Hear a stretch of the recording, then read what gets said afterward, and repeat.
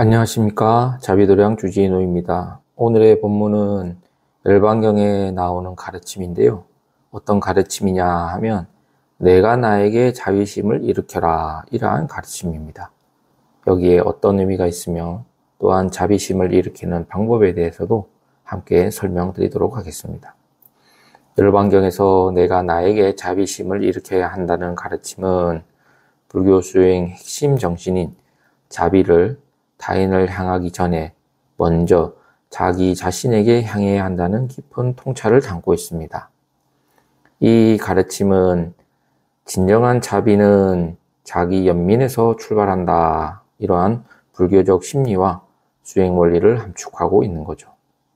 그러면 하나하나씩 풀어서 설명드리겠습니다. 내가 나에게 자비심을 일으켜야 한다는 의미는 뭔가?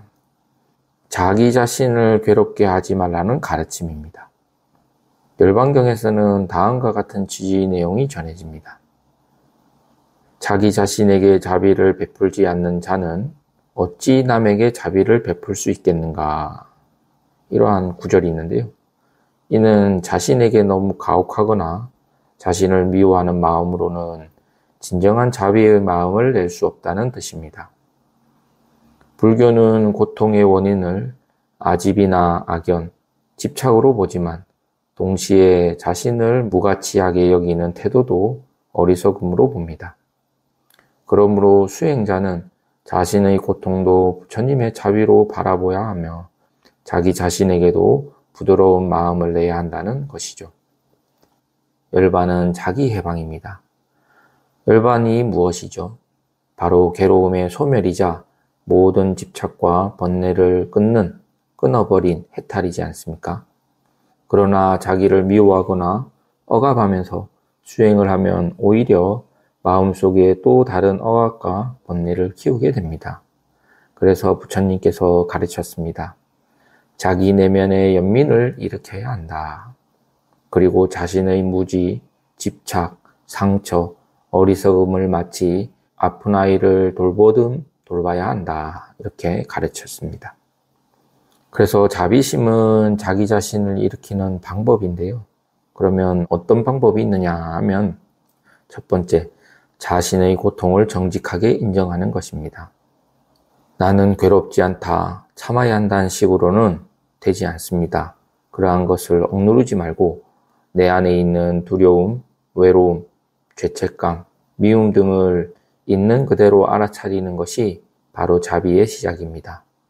예를 들면 이런 거죠. 이 고통은 존재한다. 그리고 나는 그것을 돌볼 수 있다. 이렇게 자기 고통을 따뜻하게 인지하는 것이 자비심의 씨앗입니다.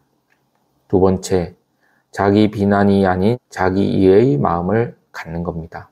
이게 무슨 말이냐 하면 왜 나는 이것밖에 안 되느냐 이렇게 생각할 것이 아니라, 이렇게 비난할 것이 아니라 이 상황에서도 나는 최선을 다했다, 이렇게 스스로 바라보는 거죠.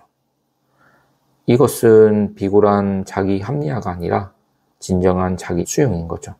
그 다음에 세 번째, 자신에게 부드러운 말을 걸어줍니다.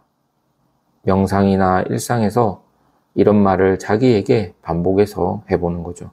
예를 들면 나 자신이 행복하기를 바랍니다. 나 자신이 괴로움에서 벗어나기를 바랍니다. 나 자신이 평화롭고 자유롭기를 바랍니다.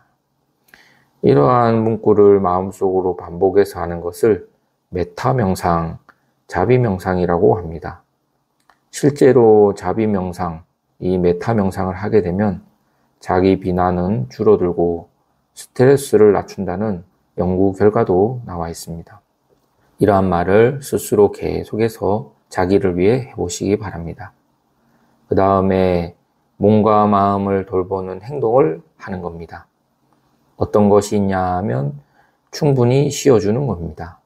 너무 무리하게 몸을 가혹하게 해주는 것은 바람직하지 않습니다.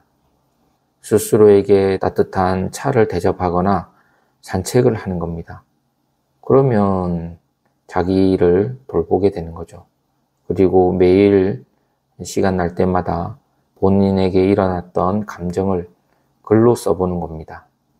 그리고 명상을 하는 거죠. 이러한 행동들은 단순한 일상이지만 이것들이 모여서 스스로를 존중하고 사랑하는 실천이 되는 겁니다. 결국 진정한 자비는 나와 남을 가르지 않는다 그래요.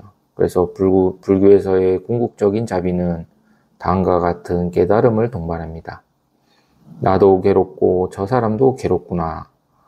괴로움이라는 점에서는 우리는 서로 다르지 않다. 이러한 자각이 자기 연민을 남에 대한 연민으로 넓혀주는 다리가 됩니다. 그러므로 자기 자비 없이 타인 자비도 없고 또한 타인의 자비 없이 자기 자비도 불안한 것이 되는 거죠.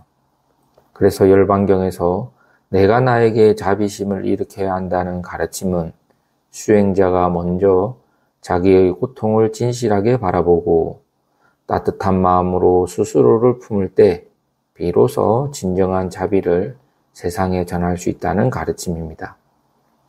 자기를 미워하는데 어떻게 남을 온전히 사랑할 수 있겠습니까? 그러므로 자기를 사랑하는 것이 곧 남을 사랑하는 것이기 때문에 우리 불자님들은 오늘부터 자기를 사랑하는, 자기를 지켜주는 그러한 마음과 실천 수행을 하시기 바랍니다. 그러면 오늘 본문은 이것으로 마치겠습니다. 감사합니다.